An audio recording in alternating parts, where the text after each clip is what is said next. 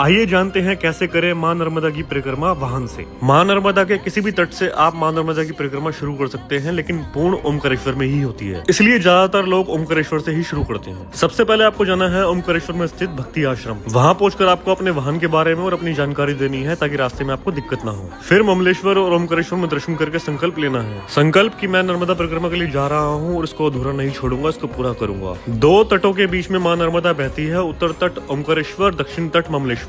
कमंडल में जल लेकर और एक डंडा लेकर आप निकल जाते हैं परिक्रमा के लिए। निकलते ही आपको रास्तों की दिक्कत हो सकती है, तो पूछ कर ही जाएं कि परिक्रमा मार्ग कौन सा है। आप वाहन से होंगे तो हर स्थान पर आप नहीं जा पाएंगे, लेकिन प्रमुख स्थान को ना छोड़ें। वाहन से ही हो तो सबसे पहले आप गौतमेश्वर महादेवी आए। गूगल मैप के भरोसे बिल्कुल ना रहे, लेकिन देखते रहे कि आप नर्मदा किनारे चल रहे हैं या नहीं। प्रमुख स्थानों में से संत सियाराम बाबा की समाधि स्थल पर आना ना भूले। प्रमुख स्थानों में सबसे पहले यही आता है। मां नर्मदा को आप साथ लेकर चल रहे हैं, तो जहाँ भी आप रुके और सुबह उठ के मां नर्मदा की पूजा अवश्य करें। कोशिश करें कि मां नर्मदा के तट पर ही स्नान करें। बाबा भंडारी के आश्रम जरूर जाएं। वहां पहुंचकर आपको मां नर्मदा के बारे में सारे प्रश्नों के उत्तर मिल जाएंगे। मां नर्मदा 3 राज्यों में बहती है, महाराष्ट्र, गुजरात और मध्य प्रदेश। इन तीनों में से महाराष्ट्र में सबसे प्रमुख स्थान है केदारेश्वर महादेव और दगड़ू महाराज जी का आश्रम। हर आश्रम, हर मंदिर में आपको रुकने की व्यवस्था मिलेगी। गुजरात शुरू होता है मां हरसिद्धि मंदिर से। हरसिद्धि मंदिर के पास में ही स्थित है शूलपाणेश्वर। वहां पहुंचकर पास ही में हरिधाम आश्रम जरूर जाए। वहां सबको विश्राम करना चाहिए एक दिन। पूरी नर्मदा परिक्रमा में आपको तटों पर मगरमच्छों से सावधान रहना है। ऐसे ही बहुत से मंदिरों में दर्शन करते हुए, आश्रमों में रुकते हुए, तटों में स्नान करते हुए आप आगे बढ़ेंगे और पहुंच जाएंगे दक्षिण तट के आखिरी मंदिर विमलेश्वर में, जहां होता है सागर और मां नर्मदा का संगम। आपको अपने कमंडल में से मां नर्मदा का आधा जल यहाँ चढ़ाना है और समुद्र का जल यहाँ से लेना है। मीठी तलाई में आपको अपनी गाड़ी मिल जाएगी। फिर यहाँ से शुरू हो जाता है उत्तर तट। उत्तर तट में सबसे पहले आप जाते हैं नारेश्वर। उत्तर तट में भी बहुत से प्रमुख स्थानों के दर्शन करते हुए आप निकल जाते हैं जबलपुर होते हुए अमरकंटक। अमरकंटक में फिर उत्तर तट समाप्त होता है आपका माई की बगिया के पास। यहाँ आपको 300 मीटर पैदल चलना पड़ता है और माई की बगिया तक आपकी गाड़ी मिल जाती है। माई की बगिया में मां नर्मदा का आधा जल चढ़ाकर और वहां से आधा जल लेकर आप आगे बढ़ते हैं। मां नर्मदा का उद्गम स्थान अमरकंटक में है, तो सबसे ज्यादा ध्यान आपको यही रखना है। इस समय हम दक्षिण तट पे हैं, तो गलती ना हो कि आप उत्तर तट पे जाएं।